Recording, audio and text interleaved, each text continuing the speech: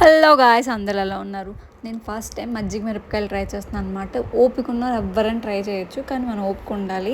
So ఇదేం లేదండి, నేను ఒక కేజీ మిరపకాయలు తెచ్చుకున్నాను. ఈ మిరపకాయలు నీట్గా కడిగేసి ఆరబెట్టుకున్నాను. ఆరబెట్టుకున్న తర్వాత చాకుతోని ఘాట్లు పెట్టుకున్నాను. పెట్టిన తర్వాత ఒక బౌల్లో నేను 400 గ్రామ్స్ పెరుగు వేసుకున్నాను. ఆ పెరుగులో 200 ml వాటర్ వేసుకుని బాగా కలిపేసి దాంట్లో కొంచెం పసుపు, ఉప్పు, తర్వాత జీలకర్ర పౌడర్, తర్వాత ఇంగువ ఇవన్నీ వేసేసి బాగా మిక్స్ చేసుకోవాలి. మిక్స్ చేసుకొని ఈ మిరపకాయలని దాంట్లో ముంచినట్టు పెట్టాలన్నమాట. నేను బాగా కలుపుకొని కిందకి పైకి కలుపుకొని పెట్టాను అనమాట. ఒక 2 days అలాగే ఉంచుకోవాలి, నానబెట్టుకోవాలి. ఆ 2 daysలో మనం 2 times మార్నింగ్ ఈవినింగ్ కలపాలన్నమాట. అటు ఇటు అంటే అన్నిటికీ మజ్జిగ తగలాలి కదా.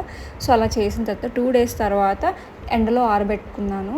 ఆ మజ్జిగలో తీసేసి మళ్ళీ ఎండలో ఆరబెట్టుకుని మళ్ళీ తెచ్చి అదే ఆ మజ్జిగ అయినంత వరకు పెట్టుకోవాలన్నమాట ఎండలో రోజు. అలా ఒక 4 days పెడితే అయిపోతుంది. మొత్తం మజ్జిగ అయినంత వరకు 4 days పడుతుంది. నీట్గా నేను ఒక 4 days ఎండేసుకున్నాను. లాస్ట్కి ఇంకా ఎండిపోయాను. మజ్జిగ అయ్యేంత వరకు ఈ ప్రాసెస్ చేస్తూనే ఉండాలి. ఎందుకంటే మనం ఎండేసుకొని మళ్ళీ మిగిలిపోయిన మజ్జిగలోని మిరపకాయలు వేసుకోవాలన్నమాట. సో ఇది నాకు ఒక 5 days పడింది.